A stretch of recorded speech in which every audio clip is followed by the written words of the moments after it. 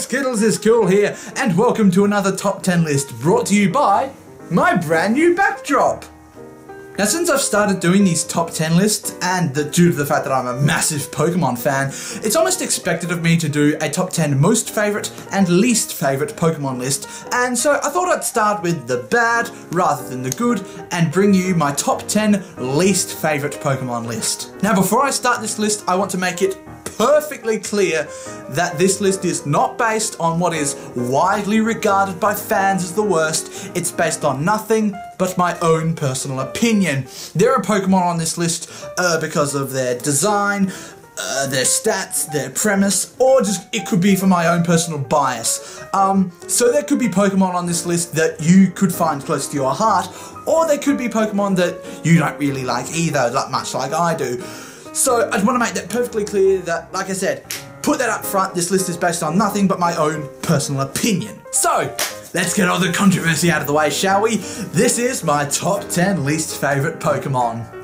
Coming in at number 10, Scykoh and its evolution line. As most of you already know, these two Pokemon are based off the real-life animal sloths, who are known for being notoriously lazy and slow-moving. And this is evident with its unique ability Taunt, which makes it skip every second move of battle. But the really strange thing for me is that Vigoroth, its first evolution form, doesn't have Taunt, while the other two Pokemon in its evolution line carry it like a case of herpes. Wouldn't it make sense to have Vigoroth at the end of the evolution line, or perhaps at the start? Having it in the middle just makes no sense whatsoever. It's like a really fat guy deciding to go on a diet, lose half his weight, then celebrate by going back into his bad eating habits. But you want to know what the really surprising thing is? Slacking's base stats are at a whopping 670, putting him on par with most legendaries. But despite everything I've said, due to its unique ability, I can't imagine this Pokemon being very useful at all, and I've never been bothered to use one. Coming in at number 9, Vileplume. To be blatantly honest with you, I'm not even sure why I don't like Vileplume. I actually find it kind of creepy with its red eyes, dark body, and even its cry. Take a listen. That's the stuff of nightmares right there. I know I'm kind of being incredibly vague on this one, but that's literally the only reason why I don't like Vileplume. It just looked really creepy.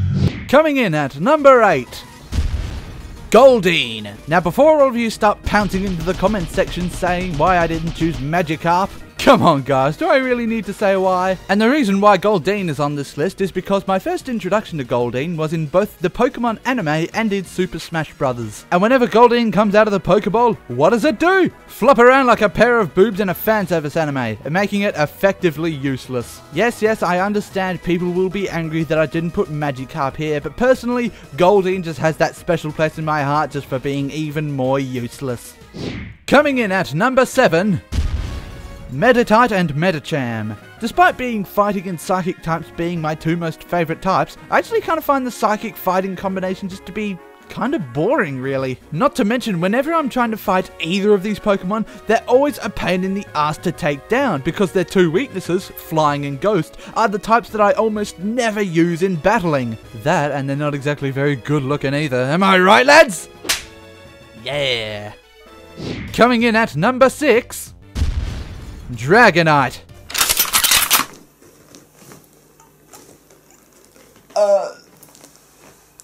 Allow me to indulge, if you will.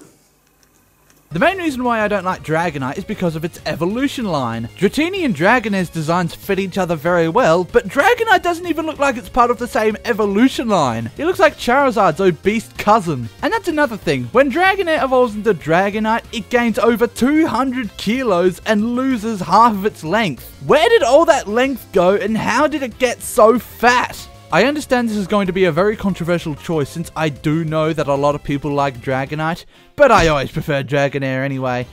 Coming in at number 5, Trubbish. If there's one thing I can't stand in today's generation of Pokemon, it's Pokemon based off real-life objects. The world of Pokemon is supposed to be a fantasy world meant to escape from our own. I don't want to see a Pokemon that reminds me that I have shit to do. Not only do I find Trubbish to have a really poor design, but also poor naming as well. Trubbish?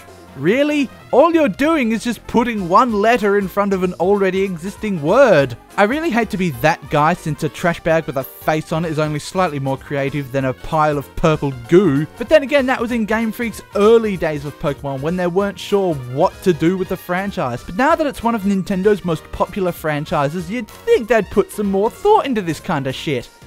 Coming in at number 4, Skuntank. Much like Meditite and Medicham, Skuntank is another Pokemon that's really annoying to fight. Due to its Poison-Dark type combination, the only thing it's weak to is Ground, which is another type that I rarely use in battling. And just look at it, it literally has a butt for a face. What are you looking at, butthead? Coming in at number 3, Emolga. I understand this might be another controversial choice, because I do know that a lot of people do find Emolga incredibly cute. And I admit, Emolga is pretty cute. But cuteness won't get you so far, love, because all my hate for this Pokemon goes way back to Pokemon Black and White. As soon as I got to the electric gym, everyone in the near vicinity told me how electric types are weak to ground types. And very conveniently, there was a desert right across the road. So I caught myself a ground type, leveled him up, got to the gym leader, and what was the first Pokemon she pulled out?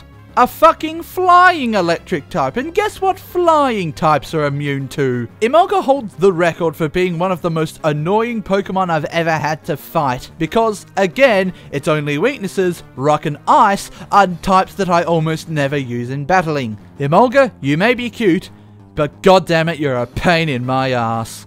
Coming in at number 2, Timburr and Gurdurr. Both of these Pokemon have really bad naming and designs. Take a look at Timburr, a fighting type that's holding a piece of timber. What's it called?